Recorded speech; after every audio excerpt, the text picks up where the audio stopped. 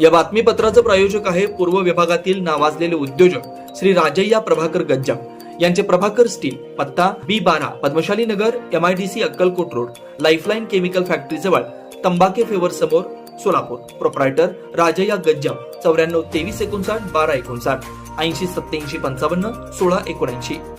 शिवसेना उबाटा पक्षाच्या वतीनं पालिका आयुक्तांना निवेदन. सोलापूर शहरातील वाढलेलं अतिक्रमण, स्वच्छता, पाणीपुरवठा, ग्रामदैवत सिद्धेश्वर मंदिर समोरील शौचालय, ॲडव्हेंचर पार्क या इतर समस्यांबाबत महानगरपालिकेचे आयुक्त डॉक्टर सचिन ओंबासे यांना निवेदन देऊन सविस्तर चर्चा होऊन यावर लवकरच समाधानकारक कारवाई करू असं आश्वासन यावेळी पालिका आयुक्त डॉक्टर सचिन ओंबासे यांनी दिलं. पालिका आयुक्तांनी लवकरच योग्य तो निर्णय घेऊन सोलापूरवासियांना दिलासा द्यावे, अन्यथा संविधानिक पद्धतीनं आंदोलन करू असा इशारा यावेळी जिल्हा प्रमुख अजय दासरी, उपजिल्हा प्रमुख प्रताप चव्हाण, शहर प्रमुख महेश धाराशिवकर, निवडणूक यंत्रणा प्रमुख शशिकांत बिराजदार यांनी प्रसिद्धी माध्यमांसमोर बोलताना दिला.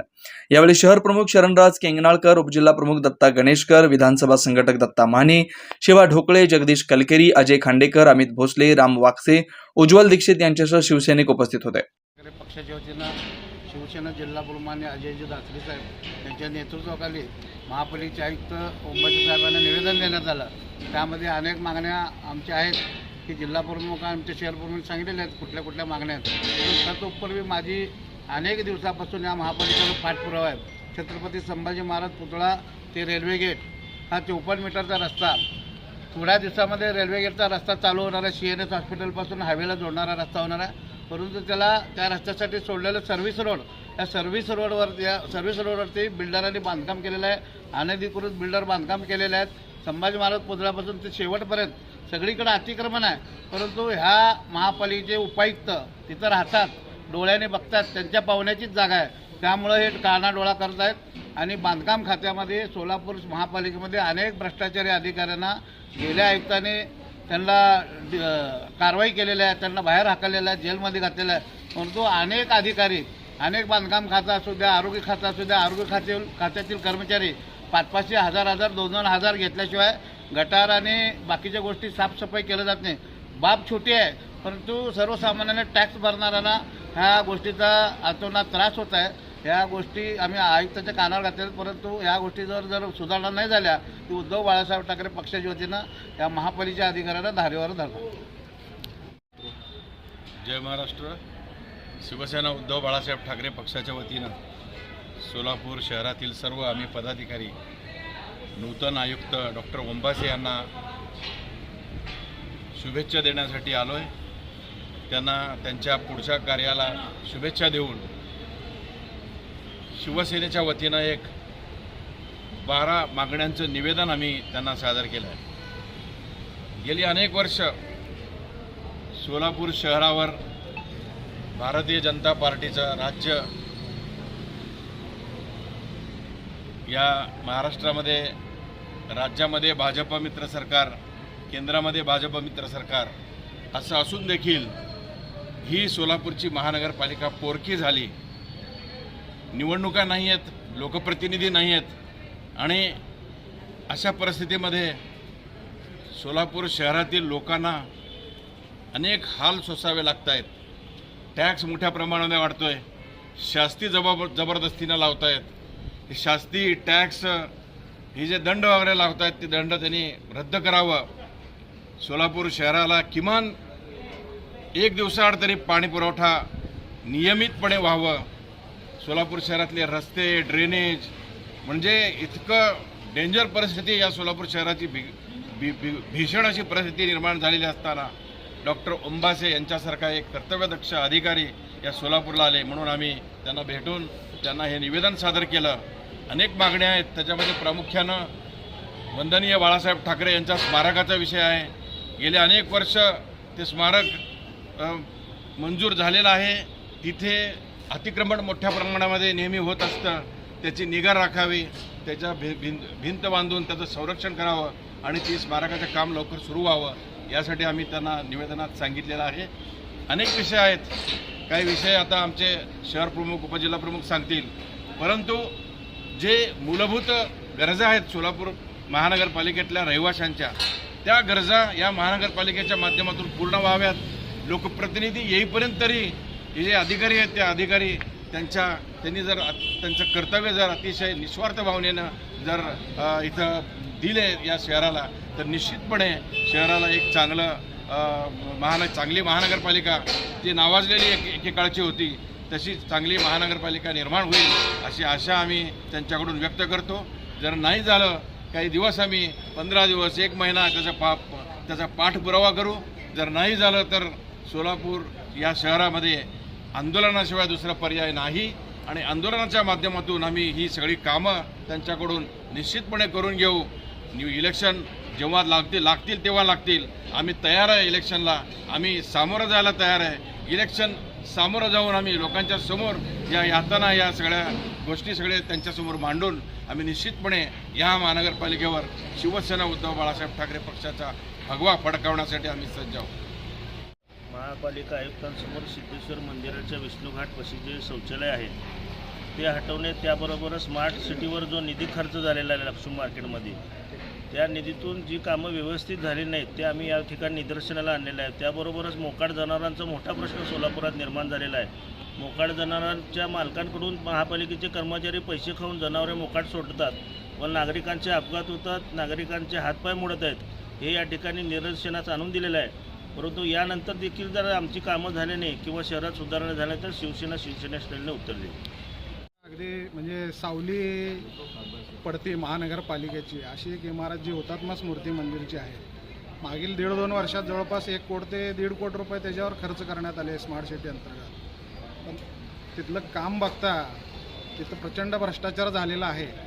आणि तुम्ही जर गेटवरचं जर हे सिद्धा पाटलांचं जे फोटो आहेत ते बघा, प्रवेशद्वार बघा, आतील खुर्च्यांची अवस्था बघा आणि जे साऊंड सिस्टीम आहे ती एकदम आउटडेटेड झालेली साऊंड सिस्टीम आहे. लाईटची व्यवस्था अजूनही म्हणावी तशी पूर्वीची ह्याच्यापेक्षा चांगली होती म्हणायची परिस्थिती आहे.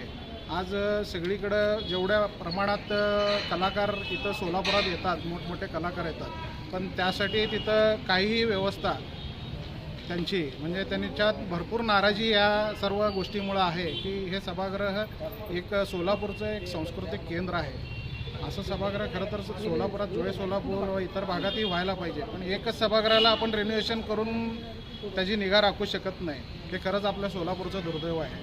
त्याशिवाय एक ॲडव्हेंचर पार्क जे सिद्धेश्वर मंदिराच्या लगत कंपाऊंडला लागून केलं, त्याचं मोठं थाटामाटात उद्घाटन झालं, तर तेही आज धूळखात पडलेलं आहे. बाहेर त्याच्या पार्किंगच्या जागेमध्ये अनधिकृत वाहने लावून तिथं अतिक्रमण केलं जातं. मी म्हणतो जर सिद्धेश्वर मंदिराला लगत असल्यामुळं तिथे एक सिद्धरामेश्वरांचं चरित्र दाखवणारे एखादं एक शिल्पसृष्टी तिथं निर्माण करावी, जेणेकरून भाविकांना त्याचा लाभ होईल आणि ते एक चांगलं सांस्कृतिक भवनही तिथं निर्माण करता येईल. ॲडव्हेंचर पार्कचा आजपर्यंत कुठल्याही नागरिकांना त्याचा उपयोग झालेला नाही, तर ते बंद करून त्याच्या जागी केवळ तिथं आज जर बघायला गेलं तर फक्त दारू पिणाऱ्यांसाठी एक दारूचा अड्डा, नशिले लोक झोपण्यासाठी तिथं व्यवस्था आणि भिकाऱ्यांचे जे रस्त्यावरचे भिक्षेकरी आहेत त्यांची राहण्याची सोय महापालिका करते का काय असं आम्हाला वाटत आहे.